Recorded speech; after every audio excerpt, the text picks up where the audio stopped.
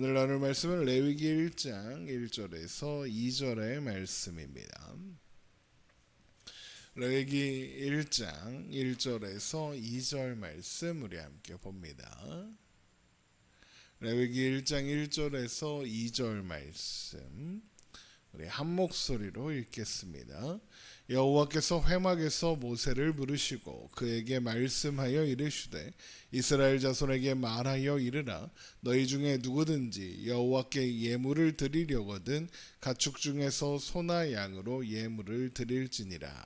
아멘. 레위기는 하나님께서 회막, 그러니까 성막에서 모세를 부르시고 그에게 말씀하셨다는 것으로 시작합니다. 레위기 1장 1절입니다. 여호와께서 회막에서 모세를 부르시고 그에게 말씀하여 이르시되, 성막을 회막이라고 부르는 것은 모일 회자를 써서 하나님과 모세가 만나는 장소, 하나님과 이스라엘 백성들이 만나는 장소라는 의미입니다. 레위기는 출애굽기와 이어지는 책이라서 레위기를 제대로 이해하려면 출애굽기의 내용을 알고 있어야 합니다. 그 내용을 잠시 정리해 보면, 하나님은 출애굽한 이스라엘 백성들이 시내산에 도착했을 때 시내산에서 모세를 부르시고 모든 백성들에게 목욕하고 몸과 마음을 성결하게 하여 하나님을 만날 준비를 하라고 하셨습니다. 우리 출애굽기 19장에 한번 가보겠습니다. 출애굽기 19장 9절입니다. 출애굽기 19장 9절. 여호와께서 모세에게 이르시되 내가 빽빽한 구름 가운데서 내게 임함은 내가 너와 말하는 것을 백성들이 듣게 하며 또한 너를 영영히 믿게 하려 함이니라. 모세가 백성의 말을 여호와께 아뢰었으므로 여호와께서 모세에게 이르시되 너는 백성에게로 가서 오늘과 내일 그들을 성결하게 하며 그들에게 옷을 빨게 하고 준비하게 하여 셋째 날을 기다리게 하라. 이는 셋째 날에 나 여호와가 온 백성의 목전에서 시내산에 강림할 것임이니. 이렇게 되어 있습니다. 이것은 출애굽기 24장에 기록된 언약식을 위한 준비의 과정이었죠.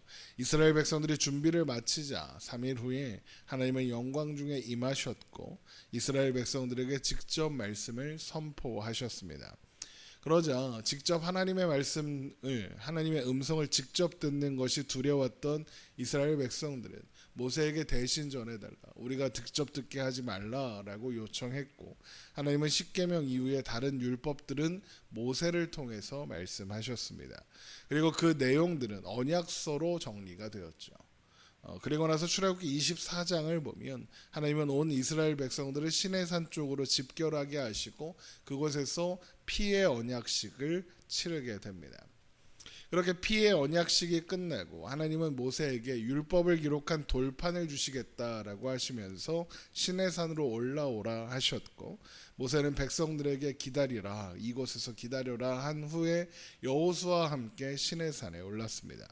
그렇게 시내산에 오른 모세는 그곳에서 40일을 보내게 되는데, 그동안 십계명 돌판을 받은 것이 아니라 십계명 돌판만 받은 것이 아니라 성막의 건축법, 성막을 만드는 법을 받게 되는 거죠.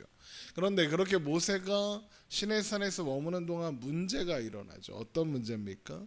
피의 언약식을 치르며 우리가 다 하나님의 말씀으로 준행하리이다 라던 이스라엘 백성들이 이제 모세가 없어졌다, 모세는 죽었을 거다, 모세를 더 이상 기다릴 수 없다라고 하면서 아론에게 우리를 인도할 신을 만들어라 라고 요구한 겁니다. 우리 출애굽기 32장으로 가보겠습니다. 출애굽기 32장 1절입니다. 출애굽기 32장 1절. 백성이 모세가 산에서 내려오미 더딤을 보고 모여 백성이 아론에게 이르러 말하되 일어나라, 우리를 위하여 우리를 인도할 신을 만들라. 이 모세 곧 우리를 애굽 땅에서 인도하여 낸 사람은 어찌 되었는지 알지 못함이니라. 결국 아론은 이런 백성들의 요구대로 그들이 가져온 금 귀고리를 녹여서 송아지 형상을 만들었고 그 앞에 제단을 쌓아 이것이 너희들을 구원한 하나님이다 라고 선언하게 되죠. 그러자 사람들은 그 앞에 제단 위에서 번제와 화목제를 드리며 뛰놀게 됩니다. 출애굽기 32장 6절입니다. 이튿날에 그들이 일찍이 일어나 번제를 드리며 화목제를 드리고 백성이 앉아서 먹고 마시며 일어나서 뛰놀더라입니다. 지금 상황이 시내산에 하나님의 영광이 임해 있는 상태입니다. 그게 어디 가지 않았습니다. 불기둥, 구름기둥이 그곳에 있습니다. 만나가 매일 아침마다 내리고 있습니다. 백성들은 그럼에도 불구하고 이런 일을 하고 있었던 거죠. 그러자 하나님은 진노하사 이스라엘을 진멸하겠다 하셨지만 모세의 간구를 통해서 그들을 용서하셨고 모세가 분노하여 깨트려버린 돌판을 다시 주셨습니다. 그렇게 모세가 두 번째 돌판을 가지고 시내산에서 내려온 후에 성막 공사가 시작되었고 그 진행 과정이 출애굽기 35장부터 40장까지 이어지는 겁니다. 그렇게 성막이 완성되었고 시내산에 머물고 있던 하나님의 영광이 성막으로 옮겨옵니다. 출애굽기 40장에 가봅니다. 출애굽기 40장 33절입니다. 그는 또 성막과 제단 주위 뜰에 포장을 치고 뜰물에 휘장을 다니라. 모세가 이같이 역사를 마치니 구름이 회막에 덮이고 여호와의 영광이 성막에 충만하매 모세가 회막에 들어갈 수 없었으니 이는 구름이 회막 위에 덮이고 여호와의 영광이 성막에 충만함이었으며 이렇게 되어 있습니다. 그러니까 지금 상황을 잘 생각해 보면 성막은 이스라엘 백성들이 받을 자격이 있어서 받는 것이 아니라는 겁니다. 하나님이 그들 가운데 임재하시는 방법으로 주신 성막은, 그들 가운데 계시겠다고 약속으로 주신 성막은 이스라엘 백성들이 그럴 만한 이유가 있어서, 자격이 있어서 받는 것이 아니라는 겁니다. 성막은 자격 없는 자들에게 베푸신 하나님의 은혜와 사랑의 결과물인 것이죠. 그리고 하나님은 하나님의 영광으로 성막을 충만하게 채우십니다. 그로써 이스라엘 백성들에게 베푸신 은혜를 기뻐하신다고 제한 없이 표현하여 주시는 거죠. 하나님의 기쁨은 모세나 이스라엘 백성들이 원인을 제공해서 그 결과로 이스라엘 백성들이 성막을 잘 만들어서 하나님께 드렸기 때문에 기쁨이 나타난 것이 아니라 온전한 하나님의 기쁨이었습니다. 그래서 하나님을 만나기 위해 늘 진 밖에 세워둔 회막에 드러들었던 모세조차 성막에 가득한 하나님의 영광에 압도되어 감히 회막으로 들어가지 못했던 겁니다. 그런데 바로 그때 하나님께서 모세에게 성막으로 들어오라라고 부르시는 겁니다. 하나님이 충만한 기쁨으로 모세를 그리고 이스라엘 백성들을 초청하시는 거죠. 하나님의 기쁨 안으로 모세와 이스라엘 백성들을 초청하여 하나님 안에서 함께 기뻐하라라고 하시는 거죠. 성막에서 하나님을 만나는 것, 하나님의 말씀을 듣고 하나님의 인도와 보호하심 안에 사는 것, 그것이 하나님께서 이스라엘 백성들에게 원하시는 것이고 또 그것이 가장 하나님이 기뻐하시는 내용인 겁니다. 이제 하나님은 이스라엘 진영 한가운데 있는 성막에 임재하사 이스라엘 백성들과 함께 동행하실 것이고 그들을 인도하시며 또한 지도하실 겁니다. 물론 하나님은 성막이라는 제한된 공간에 계시는 분은 아닙니다. 하지만 성막은 하나님께서 이스라엘 백성들 가운데 임재하시고 함께 계신다는 사실을 보여주는 중요한 상징이 되는 것입니다. 그러면 이제 아무 때나 이스라엘 백성들은 성막에 와서 하나님을 만나면 되겠습니까? 그럴 리가 없습니다. 이스라엘 백성들은 기본적으로 죄의 사고방식, 세상의 사고방식을 가지고 있습니다. 만약에 하고 싶은 대로 하나님 앞에 나와서 성막에서 예배를 드려라 그러면 분명 애굽이나 가나안의 종교가 사용하는 방식으로 성막을 사용하려고 할 것이 뻔합니다. 그렇게 자기 소견에 옳은 대로 성막을 이용하면 성막은 하나님을 만나고 하나님의 말씀을 듣는 곳이 아니라 자기들의 종교심을 드러내고 자신들의 탐욕을 채우기 위해 사용하는 장소가 되는 겁니다. 이스라엘의 역사 속에서 그런 일들이 수없이 반복되었습니다. 사무엘하 1장에 나오는 엘리 제사장의 두 아들 홈니와 비느하스가 그랬고, 사무엘하 6장에 나오는 우사가 그러했으며, 솔로몬이 지은 성전도 그렇게 변질되었습니다. 그래서 예레미야 7장 4절에서 너희는 이것이 여호와의 성전이라 여호와의 성전이라 여호와의 성전이라 하는 거짓말을 믿지 말라라는 선포까지 나오게 되는 겁니다. 그렇다면 어떻게 해야 하겠습니까? 제대로 된 성막 사용 방법대로 성막을 사용해야 하는 겁니다. 그러면 제대로 된 성막 사용법이 무엇입니까? 바로 하나님의 말씀대로 하는 겁니다.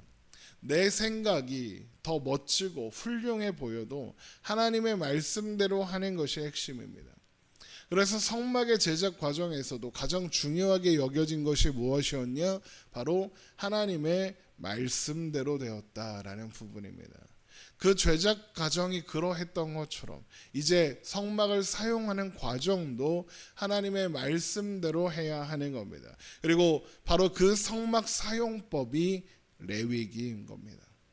레위기 1장이 하나님께서 모세를 성막으로 부르시는 장면으로 시작하는 이유도 바로 그것입니다. 성막 사용법을 가르쳐 주시는 거죠.